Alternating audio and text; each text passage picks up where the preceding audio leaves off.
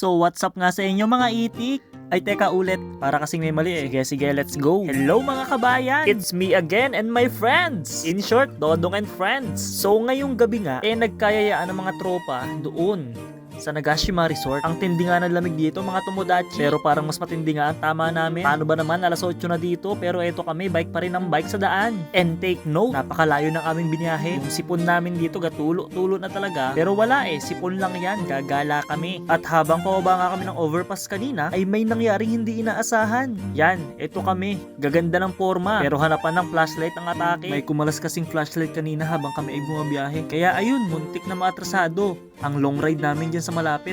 At to make the long story short, nakita naman ang flashlight. Kaya tara, ikimasyo doon sa Nagashima Resort. Ay wait lang pala guys, kilala ko lang ang kasama ko sa inyo for tonight's video.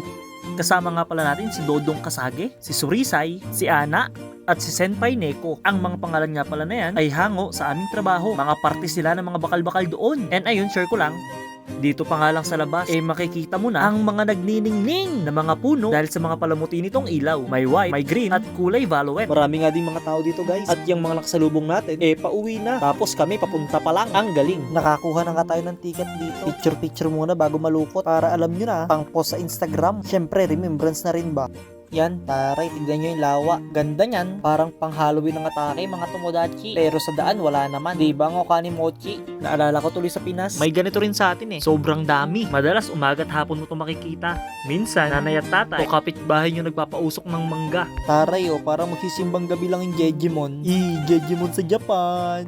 So isa nga sa napansin ko dito sa Japan, ang daming tower. Kung nakita nyo nga ang mga post ko nung nakaraan, nagpunta na tayo sa Ichinomiya Tower, Nagoya Tower, at iba pang mga Ambuklaw Tower dito sa Japan. Pero sa lahat ng tower na yun guys, tila ito yung tower na kakaiba. Maniniwala ba kayo na sa taas ng tower na yan, kaya niyang humiga at magpatayo-tayo? Yes guys, tama kayo nang narinig na bumababa at tumataas yung tower na yan para makasakay ang mga tao sa loob. At yung bilog na nakikita nyo na yan guys, umiikot yan ng sobrang bilis. Charis, mabagal lang yan no. Kagandahan nga nito ay may bundok sa loob. O diba nga aesthetic? Fast forward na nga natin to guys, para naman masayang nyo na. Ayan suguy ne.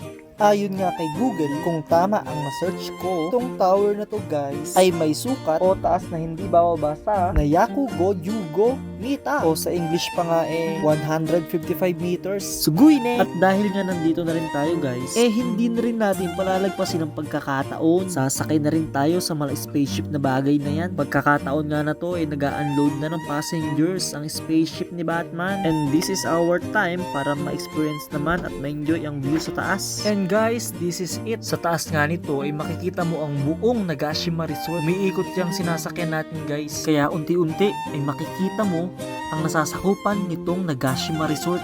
Pati na rin nga ang ibang kalapit na mga syudad ay makikita mo na. Bayad nga kami dito ng 600 yen. Nasa kulang 300 pesos siguro sa pera natin guys. Di pala kami nagbayad guys. Libre nga lang pala kami dito ni Surisay. O diba, sulit na sulit. First time ko nga pala na makakita ng bundok na nag-iba-iba yung kulay guys. Nako mga tomodachi, alam nyo ba na yung lugar na to ay sobrang gandang pasyalan para sa pamilya, para sa mga magbabarkada, sa mga magjojowang maghihiwalay din naman. Charot. Bitter no? Kala mo walang jowa. Shout out pala sa mahal ko dyan sa lahat ng buhay ko, Judy. Gusto ko lang sabihin sa'yo na padabata ka. Sana mahal, sa susunod na balik ko dito ay kasama na kita. Ganda kasi ng mga tanawin at sigurado ako na kapag nangyari yung araw na yon ay sobrang matutuwa ka. At syempre ako din, kasi ibig sabihin nun, kasama na kita dito sa pangarap nating bansa. See you soon palangga. And ayun lang mga tomodachi para sa video na to. Shout out pala para kay Senpai Michael. Salamat Senpai dahil na-enjoy namin yung gala namin na yan dahil sa'yo. Hanggang sa muli. Paalam mga tomodachi!